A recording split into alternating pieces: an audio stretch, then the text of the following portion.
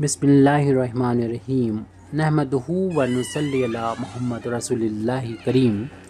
ये problem integral calculus के definite integration की है। To prove integration from 0 to pi log of 1 plus cos X D X equal to minus pi log 2।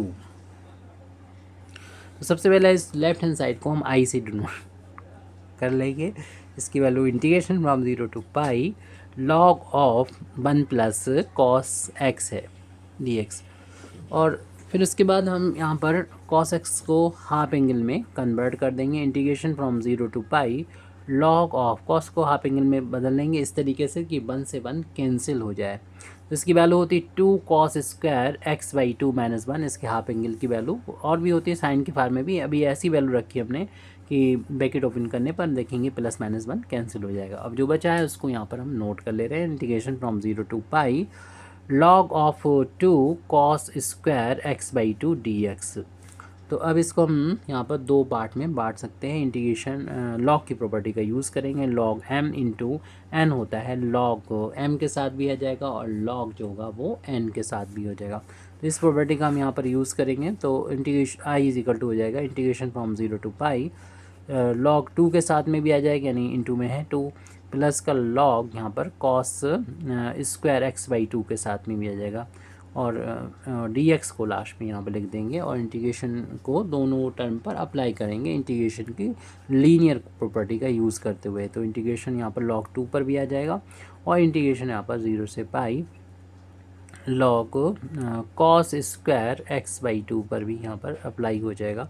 तो यहाँ पर ये पावर जो 2 है इसे हम होल ऑफ स्क्वायर भी करके लिख सकते हैं। चलिए यहाँ पर 1 का इंटू मान लें और log 2 को इंटीग्रेशन के साइन से हम बाहर ले लेंगे तो आई की वैल्यू हो जाएगी log 2 इंटू में है कांस्टेंट ऐसे बाहर ले लिया, फिर 1 बचेगा जिसको हमें एक्स के रिस्पेक्ट में इंटीग्रेशन करना होगा 0 से पाई लिमिट के बीच में।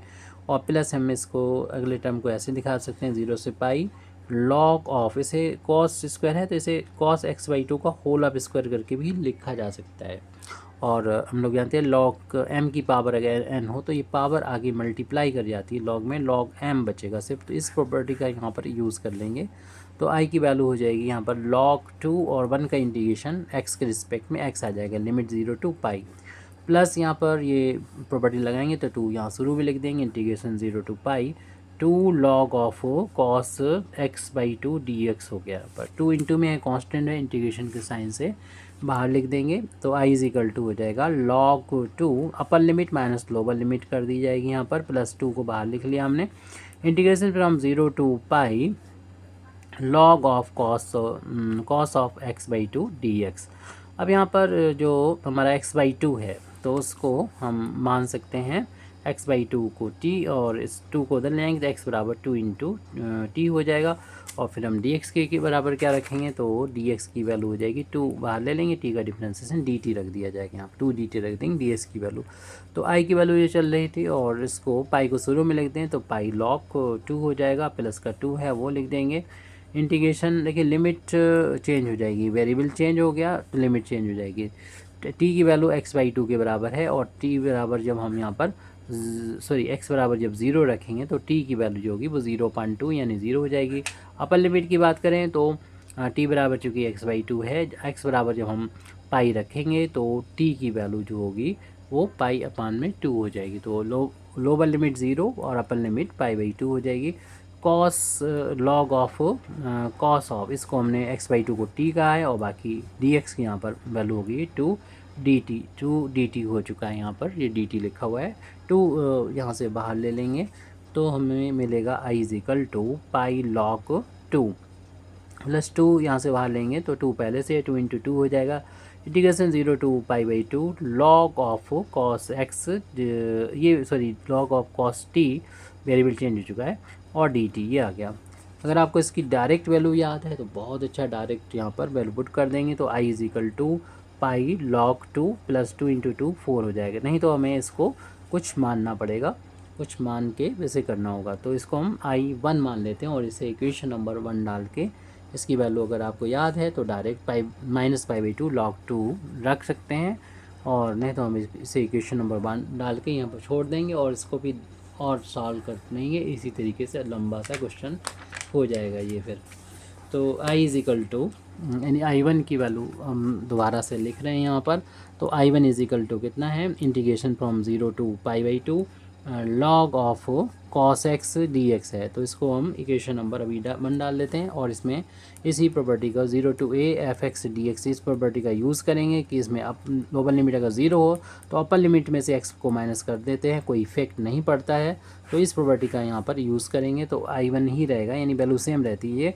लेकिन हम देख रहे हैं राइट हैंड साइड में क्या हो जाएगा, log of cos upper limit में से x को माइनस करके लिखने पर हम लोग जानते हैं cos 90 माइनस एक्स यानी π/2 माइनस एक्स साइन एक्स के बराबर हो जाता है। तो I1 की वैल्यू हो जाएगी integration from 0 to π/2 log of sine x बन गया है ds, और इसको हम इक्वेशन नंबर 2 डाल देंगे और इक्वेशन नंबर 1 और 2 को यहाँ पर ऐड कर लेंगे। Adding equation number 1 and 2 we get, तो लेफ्ट हैंड साइड में लेफ्ट हैंड साइड ऐड हो जाएगा और राइट हैंड साइड में राइट हैंड साइड ऐड हो जाएगा। तो दोनों को हम यहाँ पर ऐड कर रहे हैं, लॉग को दोनों के लेफ्ट हैंड साइड को हमने लेफ्ट हैंड साइड के साथ लिख दिया है, आप राइट हैंड साइड को राइट हैंड साइड के साथ लिख रहे हैं। और जैसे कि ये 2 टाइम्स हो जाएगा I1 और यहाँ पर इंटीग्रेशन को बाहर ले लेते हैं 0 से π/2 यानी लीनियर प्रॉपर्टी का यूज़ कर रहे हैं इंटीग्रेशन की। log ऑफ cos x बच रहा है, यहाँ पर log ऑफ साइन x बच रहा है, dx को लास्ट में लिखा हुआ है। तो 2I1 की वैल्यू होगी इंटीग्रेशन फ्रॉम 0 टू π/2, ये log की प्रॉपर्टी लगा देंगे जो कि अभी शायद हमने यूज़ भी किया है पीछे। तो उसमें उल्टा जाना है, यानी एक बार log लिखें और ये जो प्लस में है वो इनटू में आ जाएंगे, यानी साइन एक्स और कॉस एक्स का इंटू हो जाएगा। हालांकि इधर कॉस एक्स पहले लिखा था, कोई दिक्कत नहीं है, आप इनको इंटरचेंज करके लिख सकते हैं। अब यहाँ पर इसको एक में बांधने के लिए हम इस प्रॉपर्टी का यूज़ करेंगे कि साइन 2a की वैल्यू होती है 2 sine a into cos a। यहाँ बस ये 2 की ज़रूरत है तो 2 का हम ऊपर नीचे मल्टीप्लाई और डिवाइड कर लेंगे तो कोई इफेक्ट नहीं पड़ेगा। तो 2I1 की वैल्यू आ जाएगी इंटीग्रेशन 0 टू π/2, हमने यहाँ पर 2 से मल्टीप्लाई अगर किया है तो 2 से डिवाइड भी कर लिया है। तो बाकी तो हमारे पास sine x into cos x तो चल ही रहे थे, dx इसकी यहाँ पर साइन 2x रख देंगे, लिमिट 0 टू π/2 है, log ये वैल्यू हो जाएगी साइन 2x हो जाएगी अपान में 2। यहाँ पर लॉग की प्रॉपर्टी का यूज़ कर देंगे कि log m/n की वैल्यू क्या होती है, log m होता है माइनस का log, जो डिनोमिनेटर में होता है वो माइनस में पहुँच जाता है, तो इसका यूज़ कर लेंगे। ये 2I1 के इक्वल चल रहा है। तो 2I1 is equal to integration 0 to π/2 और इसमें प्रॉपर्टी जब लगाएंगे log की तो साइन तो प्लस में आ जाएगा और माइनस हो जाएगा log 2 हो जाएगा इंटू dx हो गया। इसमें इंटीग्रेशन का साइन को दोनों टर्म पर अप्लाई कर देंगे, यानी 2I1 is equal to integration 0 to π/2 log of साइन 2x dx minus integration from 0 to π/2 log 2 dx हो जाएगा। तो यहाँ पर हम इस वाले के लिए हम ये करेंगे कि जो 2x है उसको कुछ मान लेते हैं कि 2x जो है वो t के बराबर है, डिफ्रेंशिएशन करेंगे 2dx के बराबर 2 बाहर हो जाएगा, x का dx t का dt हो जाएगा और हमें यहाँ पर ज़रूरत पड़ेगी dx की, तो 2 से डिवाइड कर देंगे यानी dt/2 रख देंगे। लिमिट भी जब x बराबर जब 0 रखेंगे तो t बराबर 0 आ जाएगा क्लियरली, और जब x बराबर π/2 रखेंगे तो t की वैल्यू यहाँ पर देख रहे हैं कि पाई बन जाएगी 2 से 2 कैंसिल होने के बाद। तो 2I1 जो लेफ्ट हैंड साइड में चल रहा था ये 2I1 है, तो वो हो जाएगा लिमिट 0 से, t की लिमिट है 0 से पाई, और log ऑफ साइन यहाँ पर t हो गया और ये वैल्यू dt/2 आ गई। -2 यहाँ 1 का इंटू मान लें, log 2 को कांस्टेंट है इसको बाहर ले लेंगे, सिर्फ 1 बचेगा जिसका इंटीग्रेशन हमको x से रिस्पेक्ट में 0 से π/2 लिमिट के बीच में करना होगा। 1/2 इसको कांस्टेंट है, इसको बाहर ले लेंगे तो 2I1 की वैल्यू यहाँ पर मिलेगी 1/2 को बाहर लेने पर लिमिट 0 से पाई, और ये वैल्यू है log of sign t dt minus का log 2 और 1 का इंटीग्रेशन तो x हो जाएगा लिमिट 0 से π/2 यहाँ पर लिख देंगे। ये वैल्यू देखिए इसमें प्रॉपर्टी नंबर तो नहीं बताएंगे, प्रॉपर्टी यहाँ पर यूज़ कर लेंगे। ये प्रॉपर्टी की इन 0 से 2a हो f(x) dx हो, तो यहाँ पर क्या होता है कि 2 से इंटू कर लेते हैं, लिमिट को हाफ कर देते हैं, f(x) dx हो जाता है। ये तब होता है जब अपर लिमिट में से x को माइनस करें तो वही फंक्शन दोबारा से आ जाए। तो हम देख रहे हैं अपने इस फंक्शन में ऐसा है कि अगर हम पाई में से अगर t की जगह पर पाई माइनस x रखेंगे, sine 180 minus x sine x के ही बराबर होता है, तो फंक्शन चेंज नहीं हो रहा है, इसलिए हम ऐसा कर सकते हैं 2 से इंटू कर देंगे। लेफ्ट हैंड साइड में हम देख रहे हैं कि 2i1 के बराबर चल रहा है, इसमें ये प्रॉपर्टी लगाने वाले हैं जो इंटीग्रल मिल रहा है, इसमें 2 से इंटू कर दिया, अब प्रॉपर्टी लग रही है, और इसमें जो लिमिट थी उस अपर लिमिट में 2 से डिवाइड कर दिया। बाकी अब ऐसे लिखा रहने हैं log sin t dt, और माइनस का था log 2 चल रहा था सेकंड टर्म में, और अब यहाँ पर जो x पर लिमिट थी वो अप्लाई कर देंगे। अपर लिमिट π/2, लोअर लिमिट 0, वो हमने यहाँ पर लिख दी है।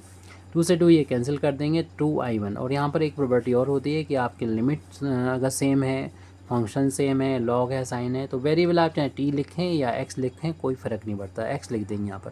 π/2 ये पहले लिख दीजिए और लॉग को 2 आ जाएगा। और यहाँ पर इक्वेशन नंबर 2 देखिए, इक्वेशन नंबर 2 में ये जो है वो i1 के बराबर है, तो इक्वेशन नंबर 2 से हम इसको i1 बोल देंगे। 2i1 के बराबर चल ही रहा था ये, माइनस का π/2 log 2। अभी हमने यूज़ किया है यूजिंग इक्वेशन नंबर 1, तो इस को इधर से माइनस करेंगे, i1 को उधर ले जाएंगे, तो 2i1 से एक i1 माइनस होगा, i1 की वैल्यू आ गई माइनस का π/2 log 2। अब इसको इक्वेशन नंबर जो इसे हमने 1 बोला था, क्योंकि 1 आगे भी हमने डाल दिया है, तो इसे 1 ना डाल के a डाल देते हैं।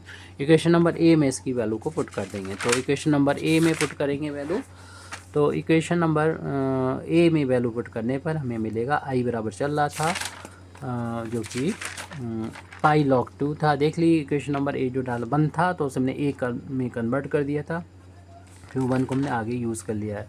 ये है पाई log 2 प्लस 4 टाइम्स i1, तो 4 लिखने के बाद i1 की वैल्यू ये वाली पुट कर देंगे, माइनस का π/2 log 2।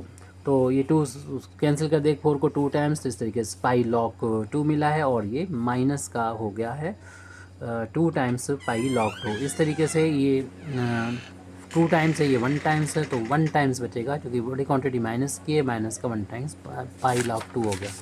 हमें ये प्रूव करना था, वो देखते हैं कि आ चुका है, इसलिए हमारी ये प्रॉब्लम कंप्लीट हो जाती है। Thank you very much Indeed for listening me, व आखिर दावाना अल्हम्दुलिल्लाहि रब्बिल आलमीन।